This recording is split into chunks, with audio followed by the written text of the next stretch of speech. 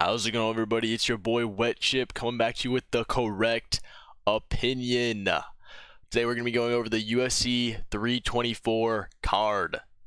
6 weeks. We're finally back to UFC, man. This got to be illegal. 6 weeks, no UFC, man. I had nothing to do, nothing to talk about. Normally I just watch old UFC fights in school, but I've been watching all of the ones. I've already seen them all, bro. I got nothing new to watch. It's just horrible. It's just horrible. I mean, it should just be illegal. It's just ridiculous. Anyway, let's get started with this card here, boys. I can't really see my freaking face cam to the way, but it's alright. We got Adam Fugit versus Ty Miller. Ty Miller is coming off debut. About to be his debut, UFC debut, I guess. He was in the Contender Series. He won that fight against Adam Fugit. He's kind of a marauder, man. People forget, man. No, he's the up-and-comer killer. They be throwing him against up-and-comers. He lost to that model. That's his most recent fight was that lost to that model. It was kind of a crazy knockout, but I can't give it to Ty Miller. I mean, he just looks like I'm gonna lose my debut in the UFC fight right here. Like, I mean, he's got the face for I'm losing my UFC debut. So I just, based on that, I'm gonna have to give it to Adam Fugit here. Yeah, I mean, if you disagree with me, you're just wrong. I'm gonna be honest here. Yeah, look at that leg reach difference. Nobody cares about legs. You know what I'm saying? Like, my boy Adam, he's gonna get back. He's gonna need to get back against that German guy, against this guy. So yeah, book it. Adam Fugit. That's my pick. Up next, we got Ricky Turquoise versus Cameron Smotherman. I mean, this is the battle of the mid. Both these guys have hella losses on their record. They're both pretty shit, I'm gonna be honest. But the thing that separates these two is that Ricky Turcios lost to Chiwiwis and Cameron Smotherman did not. If you lose to Chiwiwis, man, you just lose all credibility. I'm gonna be honest here. You can't lose to a guy like that. His chin is just in the air. You can't miss his shin. So if you're getting cooked by Chiwiwis, I mean, just take the L, go fight in BFL. You know what I'm saying? Like, give me Cameron Smotherman here. Man, we're freaking running through these. Up next, we got Josh Hawkett versus Denzel Freeman. You know, this is not a close fight at all. I'm gonna be honest. Denzel Freeman has one fight in the UFC, and it is a decision. If a heavyweight fight is going into decision, you know that fighter is just a bum. And also Josh Hawkett. God, dude, I need to move my freaking face cam so you guys can see this. We'll go right there, maybe. Yeah, we'll go right there. Josh Hawkett. Oh, frick, dude. Yeah, this is the guy. I don't know if you guys remember, it was a little while ago. He had the do-rag of the American flag on. He's being like a heavyweight Sean Strickland, trying to sell himself. So I think they're feeding him Denzel Freeman to get a crazy knockout so he can do his crazy do-rag stuff again and try to promote himself more. I know the UFC's doing it. Sneaky vet move right there. I understand it. So give me Josh Hawkett KO victory over Denzel Freeman. Oh yeah, I also forgot to guess what they're gonna win by. Oh frick, get me off of this guy. Oh my god, bro. All right, no, we're good. Yeah, we'll just not worry about them because this website's so bad. $1 billion deal with Paramount, by the way. Anyway, up next, Michael Johnson versus Alexander Hernandez. Give me my boy Mike. Give me my boy Mike. Who did he fight? It was that one up-and-comer Mexican guy. Where's he at?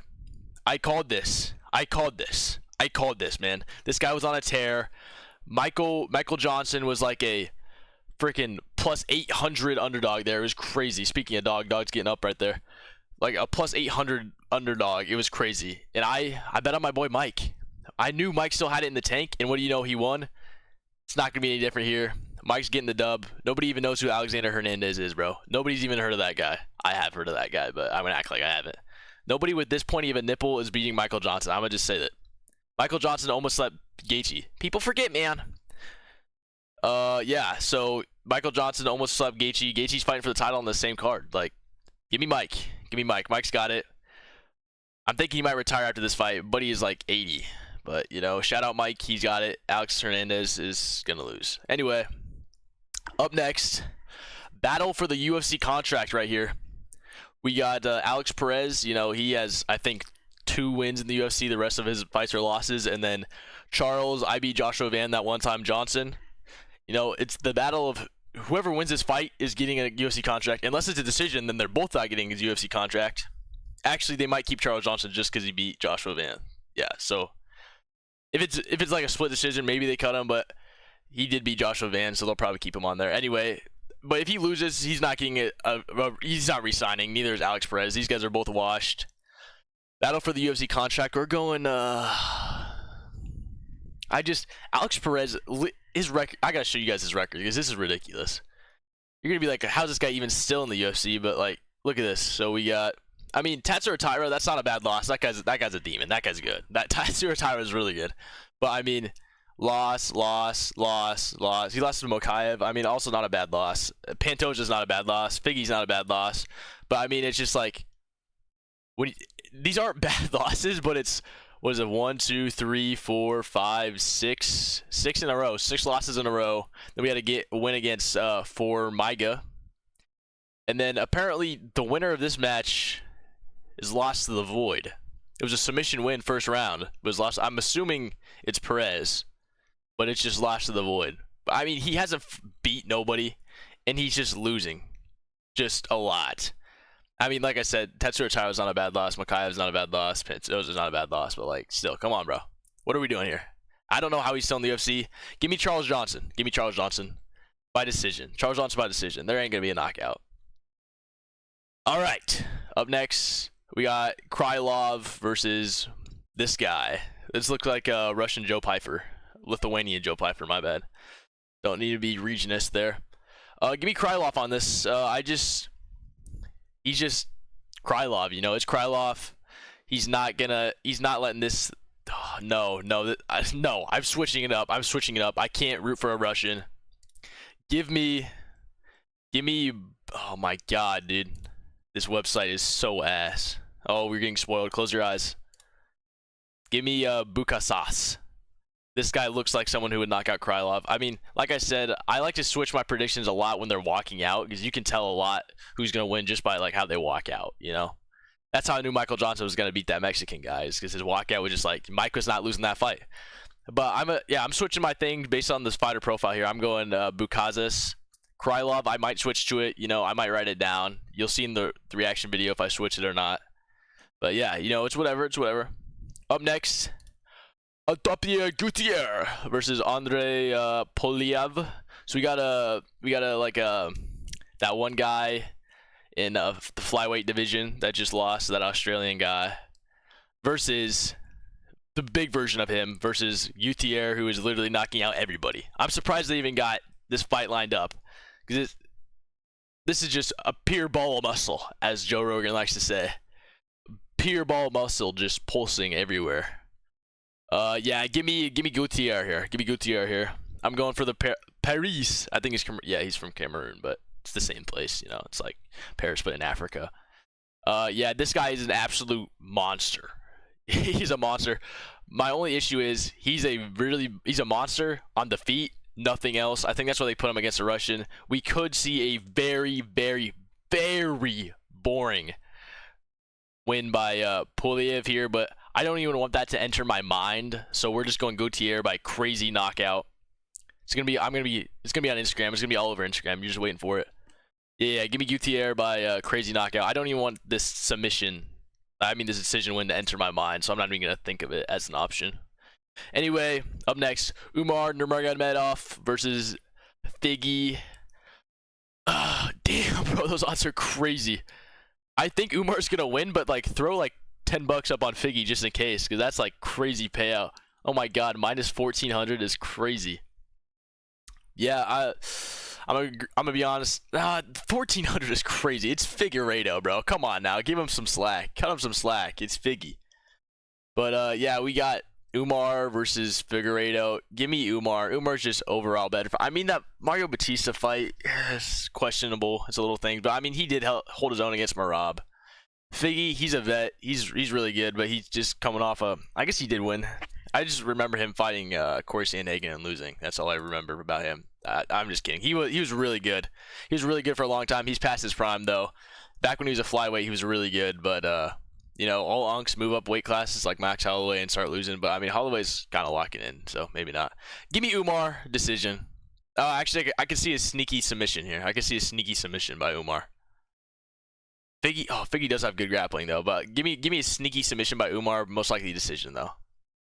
Up next, Arnold Allen versus Gene Silva. It's the two separate sides of autism. You got the quiet, weird guy, and you got the crazy weird guy. You know what I'm saying? Give me Arnold Allen. I've been seeing this guy on TikTok that's trying to say that Arnold Allen leaves his chin open when he fights, which he does. But like, I'm not gonna listen to that propaganda. Give me Arnold Allen. Give me Arnold Allen, mate. I just don't like Gene Silva at all. I don't like him at all. Like he's just so unlikable. I don't want to even think about him winning. You know, even though I could see him. Oh, frick! Why do I keep clicking out?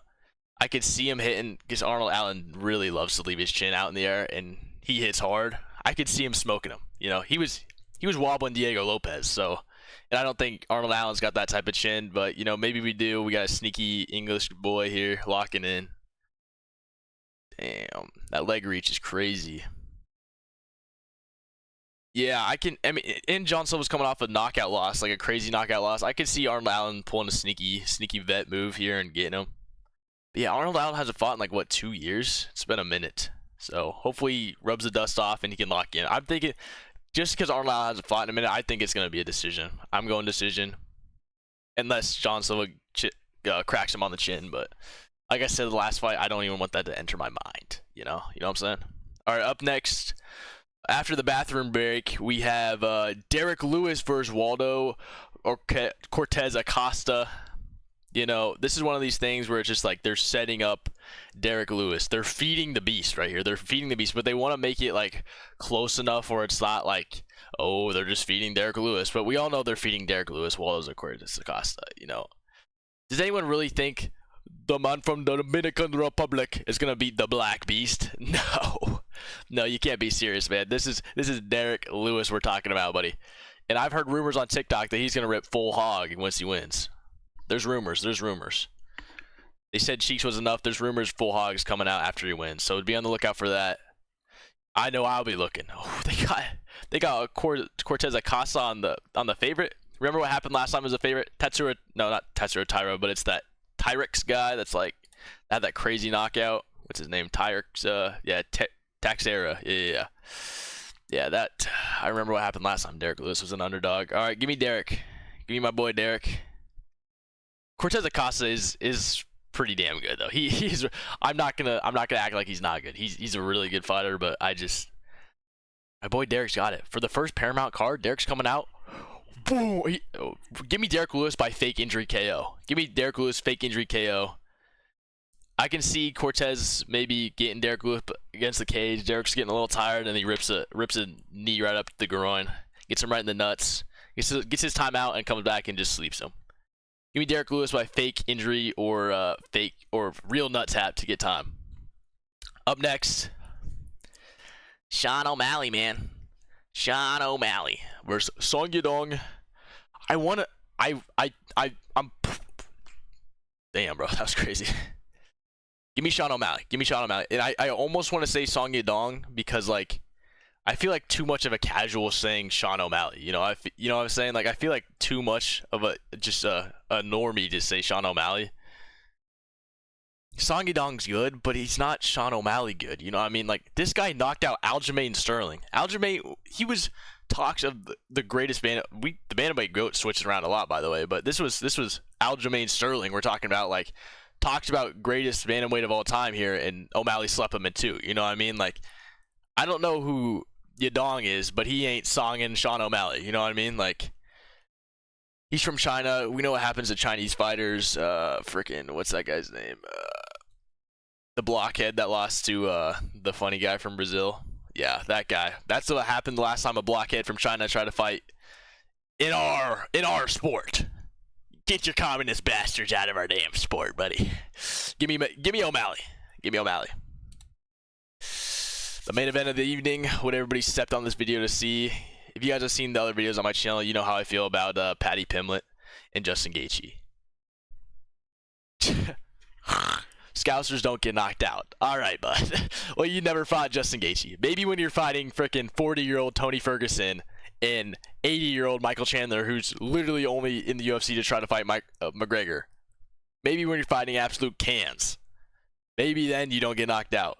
But if you watch every single one of his fights, Paddy's striking is so bad. You thought Arnold Allen left his chin out in the air? That's nothing compared to Paddy Pimblett. 80-year-old Tony Ferguson is hitting counter strikes on Paddy Pimblett's chin. That's how open he leaves it. Tony Ferguson, A snail or a sloth could probably throw a punch quicker than Tony Ferguson could at this point.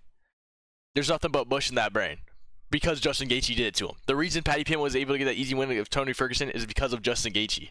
And Justin Gaethje is going to show him there's levels to this and put him out. At any fighter in the lightweight division, ask any of them. They'll tell you Justin Gaethje hits the hardest. There's that Habib interview. Just Gaethje hit like truck. He hit like truck. We're going to be seeing a sleeping Paddy Pimblett on the floor Saturday night. I'm locking it in. Paddy Pimblett's going to be snoozing. He's going to be waking up. What? Early stoppage. No, he's going to be slept, bro. He's going to be slept. Probably break an orbital bone. No, his whole jaw is just going to fall off because Gaethje's going to hit him with like a crazy uppercut. His whole jaw is just going to fall off. It's going to be like the craziest knockout anyone's ever seen in their entire life. Everyone's going to be like, oh my God, Justin Gaethje's so good. And that's going to be me. I'm going to be like, oh my God, Justin Gaethje, you're so good. And then Topuria is going to come out of the stands after he just got another victory royale in the court. You're next, brother. You just keeping my belt warm, or whatever freaking Topuria sounds like. And then Gaethje's going to be like, okay, man, whatever. And then, like, they're going to, since Gaethje took no damage from knocking off Paddy Pimblett's jaw, they're going to expedite the fight. They're going to add that onto the UFC 325 card, but they're going to keep Volk the main event because Volk's the greatest fighter of all time. And the co-main would be Justin Gaethje versus Ilia Topuria, where they go out there. Ilia Topuria goes for his signature left hook or right hook or whatever hook he has that just drops everybody. He's going to hit Gaethje. Gaethje's literally going to go. People be like, Gaethje's literally going to open his mouth, eat his freaking arm, and just rock freaking Topuria.